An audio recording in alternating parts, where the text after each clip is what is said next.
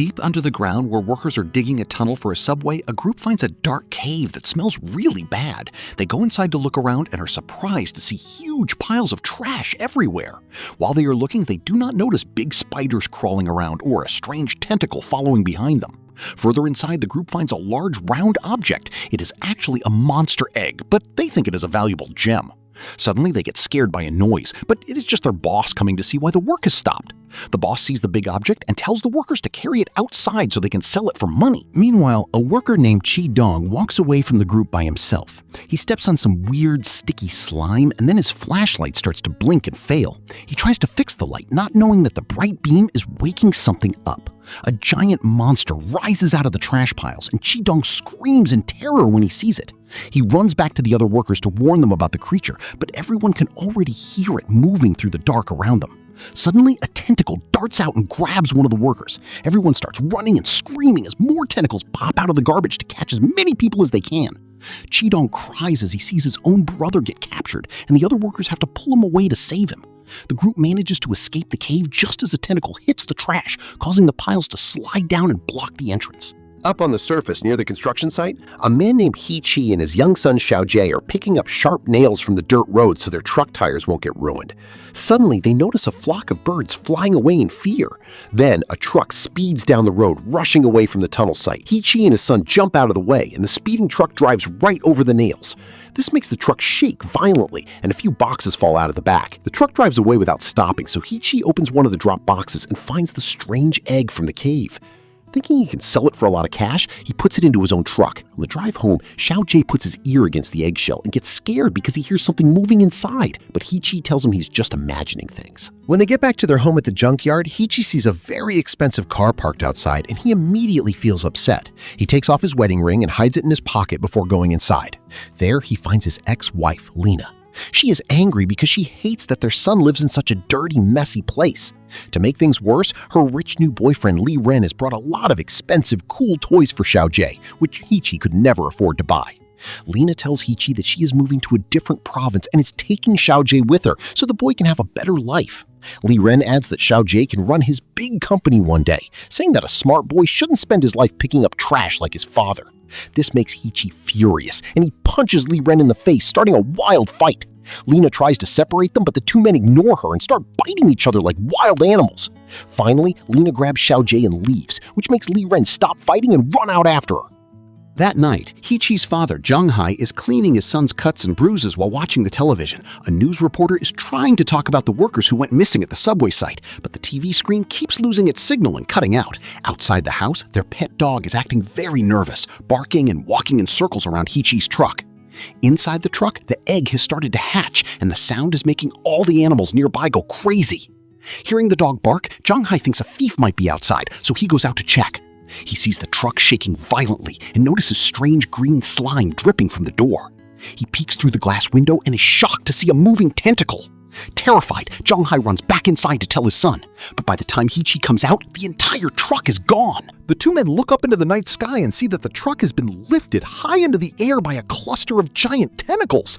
The monster spots the men looking at it and quickly hides inside the truck bed, causing the heavy vehicle to crash back down to the ground. Before the men can move, the tentacles shoot out again to attack them, so they sprint back into the house. He-Chi is so scared that he locks the door too fast, almost shutting his own father outside with the monster. Just then, they hear a car pulling up and are horrified to see Lin-Na driving back into the yard with Xiao-Ji. As soon as the little boy steps out of the car to run to his father, a tentacle grabs him. Lin-Na grabs her son's arms and pulls with all her might, but the creature is far too strong and will not let go. Luckily, He-Chi runs out with a sharp knife and chops the tentacle off, freeing Xiao-Ji. The whole family then works together to pour gasoline over the monster's limbs and lights it with a lighter.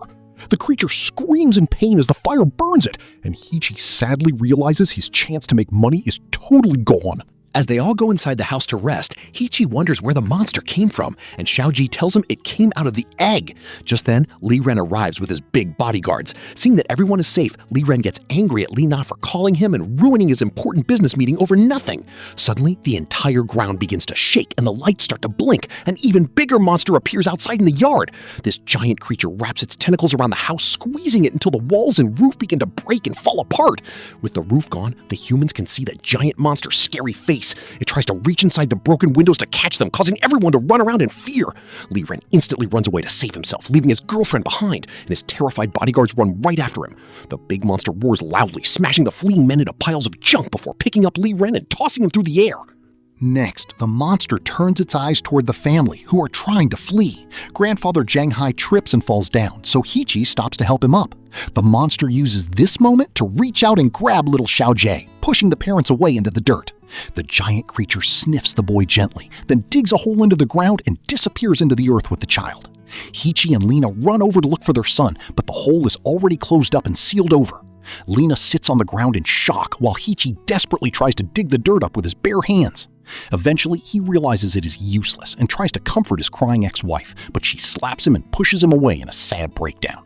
On the TV screen, the news continues to talk about a monster danger, so Lena angrily turns the television off. A few minutes later, an old professor named Laoja and his helper Ale arrive at the junkyard. Laoja studies sea creatures and has been tracking the monster using a special tracking device. After asking the family a lot of excited questions, the professor reveals that he is actually an old friend of Grandpa Jiang Hai. Laoja looks closely at the burnt tentacle on the ground and explains that the family killed the baby of the big cave monster. When the mother monster came looking for her egg, she smelled the baby's scent on Xiaoji and thought the boy was her child. This means the monster did not want to eat him, and the boy is probably still alive. Deep inside the garbage cave, Xiaojie wakes up just in time to push a giant spider away before it can land on his face. He cries out for his mom and dad while a strange cloud of bugs flies over his head. Then the giant monster appears. Xiaojie moves backward in fear, but the creature slides back its scary faceplates to show a gentle smile. It even licks the boy to try to make him feel safe. Because Xiaojie is still frightened and hates the wet licking, the monster roars in frustration.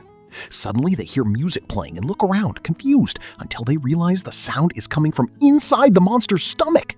The creature begins to cry out in terrible pain and falls to the ground. It runs to hide behind a big pile of trash and tries to throw up whatever is inside its belly, but it cannot get it out. Xiaojie tries to use this chance to run away, but the cave is a maze and he cannot find the exit. He finds an old radio in the trash and tries to turn it on, but it is broken. Hearing the monster scream in pain makes Xiaojie feel sorry for it, so he goes back to help. He sees some long metal wires sticking out of the creature's mouth, so he grabs them and pulls hard until he yanks a broken machine out of the monster's throat. Feeling better instantly, the happy beast hugs Xiaojie to thank him for saving its life, then sets him down safely and plops onto the trash to take a peaceful nap. Back at the house, Professor Laoja tells the family that the cave is too dangerous and they should probably give up on trying to find their son. Hearing this, Grandpa Jiang Hai gets angry and reminds the professor that he owes them a huge favor. Years ago, the professor sued the factory where Jiang Hai worked, which caused the factory to close and made Jiang Hai lose his job and ruin his life. Feeling guilty about the past, Laoja agrees to help and takes the family to his secret science lab, which is filled with scary models of monsters he has studied. The professor explains that the only way to rescue the boy is to use special tranquilizer darts that are strong enough to put giant elephants to sleep. He also shows them a deadly chemical poison he created that can kill the monster, but warns that they should only use it as a last resort if the beast turns out to be truly evil. Meanwhile, the worker Qidong is sitting alone, thinking about all his friends who died in the cave, and he begins to plan his revenge on the creature. In the dark cave, Xiaojie watches the big monster happily chewing on pieces of old trash. He tries to look around the cave for better food, but there is nothing real to eat. When the creature tries to share a piece of garbage with him, Xiaojie realizes that the monster only eats trash because there is nothing else around. Seeing that the monster smiles and laughs while it eats, Xiaojie turns it into a fun game by tossing pieces of plastic and paper straight into the creature's big mouth. Knowing now that the creature is sweet and friendly, Xiaojie begins to play games with it, pretending to be a brave superhero fighting a giant villain. The giant monster happily plays along, pretending to fall down dead under the boy's fake superhero attacks. A while later, Xiaojie is taking a nap on the monster's soft belly when a loud noise wakes him up. He goes to see what is happening and is suddenly grabbed from behind by a strange man. It is one of the subway workers who survived, and he wants to kill the beast and rescue the child. When Xiaojie begs the man to stop, explaining that the monster is friendly and does not eat humans, the worker thinks the boy has gone crazy from fear. He tells the boy that all the other workers were killed by creatures in the cave. The man tries to sneak up on the sleeping monster, carefully stepping over its long tentacles. However, the monster senses danger and wakes up, chasing after the man. The terrified worker grabs Xiaojie and runs for his life, but in his panic, he accidentally drops the little boy into a deep pool of dirty wastewater. With the giant monster closing in, the selfish man keeps running away, leaving Xiaojie behind to drown in the deep water.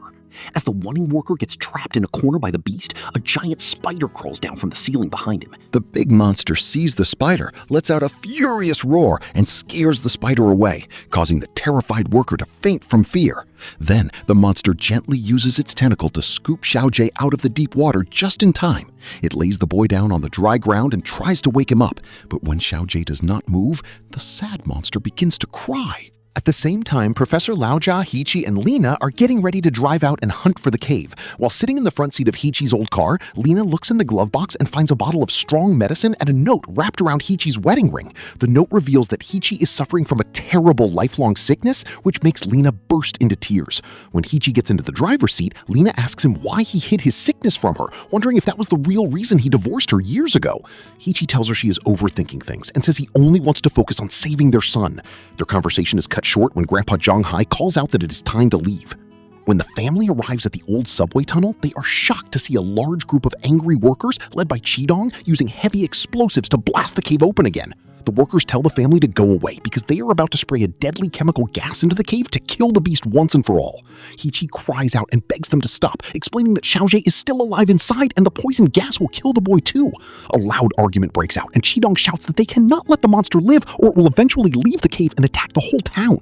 Hichi yells back at him, saying his reckless plan will kill any innocent survivors left underground. While everyone is distracted by the shouting, Grandpa Zhonghai sneaks over and breaks the workers' gas machine so it won't work. Pushing past the angry group of men, the family finally runs inside the cave. As they walk through the dark tunnels of trash, Ale uses her tracking radar, and the group follows the electronic signal. Heichi spots Xiaojie's little keychain on the ground, which gives him hope that they are close. Eventually, they find the big monster sitting right next to Xiaojie's still quiet body, and the parents fear the worst has happened. The heartbroken parents want to run to their son, but Grandpa Zhonghai holds them back, knowing they cannot win a fight against such a giant beast. The monster hears the humans arrive, but it ignores them for now to look at the boy. Suddenly, Professor Laojia shoots a tranquilizer dart at the creature, but the monster easily bats it away with a tentacle. Now angry, the monster roars loudly and slides its hard face shield back on. Heichi fires a second dart into its skin, and Lena throws a glass bottle of the sleeping chemical right at its face. At first, the monster does not seem bothered by the medicine. It gently picks up Xiaojie and moves him to a safe, quiet corner out of the way before turning around to fight the humans. However, the strong sleeping medicine finally hits its brain, and the heavy monster crashes down to the floor, completely knocked out. The parents quickly climb up the slick piles of trash to reach their son. They listen closely to his chest and are overjoyed to hear his heart beating, confirming he is still alive. Meanwhile, Professor Laojia uses a syringe to take a blood sample from one of the monster's tentacles, while Ale video records the discovery. To their horror, the elephant-strength medicine does not keep the giant beast asleep for long, and it suddenly opens its eyes in a terrible mood. It reaches out its tentacle to pull Xiaojie away from the humans, but its arm is suddenly stopped by a sharp metal arrow shot by the workers, who have just entered the cave to kill the beast. Becoming even angrier, the monster begins swinging its heavy limbs, knocking several men down into the dirt. Refusing to give up, the workers fight back by throwing large metal hooks attached to ropes to pin the creature to the ground. One worker brings out a fiery flamethrower and begins burning the beast's body, but a swinging tentacle hits him and knocks him down. At the same time, some workers spot the professor's bag, open it, and steal the deadly chemical poison. Laojia and Ale try to fight them off to get it back, but Qidong grabs the bottle and runs toward the monster.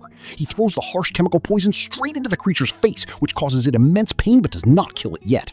Another worker prepares a stick of dynamite to blow it up, but Grandpa Zhonghai tackles him to the ground to stop the blast. Then Qidong uses a giant bow to shoot a massive arrow deep into the monster's chest to finish it off. Just at that moment, little Xiaojie wakes up and is devastated to see the cruel workers throwing more burning chemicals at his monster friend. He screams at them to stop as hot tears run down his face. Hearing the boy's voice, the dying monster realizes the child is safe, and it gains a sudden burst of energy from its deep wish to protect him. It fights back with all its might, throwing the mean workers off its body and tossing them onto the trash heaps. The worker on the ground finally pushes Grandpa Zhonghai off, lights the fuse on the dynamite, and throws it. A loud explosion shakes the cave, causing the mountains of garbage to slide and making Xiaojie fall from the high ledge. The bleeding, injured monster reaches out its arm and catches the child safely in the air, shocking the family with its kindness. Unfortunately, a massive pile of heavy trash is about to collapse right on top of Xiaojie. The weak monster rolls over and uses its own body as a heavy shield to protect the boy from being crushed. Since it was already near death from the arrows and poison, the heavy weight of the falling trash makes its deep wounds much worse. As Xiaojie cries and begs his parents to help his gentle friend, the workers surround the trapped monster and begin stabbing it again. They completely ignore the little boy's sad cries as they drive their sharp weapons into the beast's stomach. The dying creature tries to reach its hand out to touch Xiaojie one last time, but Qidong jumps forward and drives a final powerful blow into its chest, killing the creature for good. After the beast stops moving, Qidong pulls his weapon out and looks inside the creature's open stomach. He is shocked to find only old plastic and household trash inside its body, but absolutely no human bones. Suddenly, a group of missing subway workers comes out of hiding from the deep corners of the cave. They explain to the crowd that it was actually the giant spiders who killed their friends, and this big monster had spent the whole time protecting the surviving humans from the spiders. Every single time the monster had attacked the townspeople, it was only trying to defend itself and the children. As the silent workers drop their weapons in shame, Qidong stares down at the innocent creature's body and sadly realizes that he was the real monster all along. Sometime later, Heichi's home at the junkyard is in much better condition. He has repaired the house and bought nice things using the money he earned by giving paid interviews to TV stations about his wild adventure. Whenever he speaks to reporters, he always tells them the truth, that the giant monster was a good creature who died protecting his little boy. However, the news reporters never believe him because they think all monsters are born evil. Heichi looks out at the world and points out all the terrible pollution and damage that humans are doing to the beautiful planet, asking the reporters to think about who the real monsters truly are. Linna realizes what is important in life, breaks up with her rich boyfriend Li Ren, and asks Heichi to marry her again so they can be a real family. Heichi happily agrees, smiles, and throws his sickness medicine away into the trash can as he holds his wife and son tight in a big hug.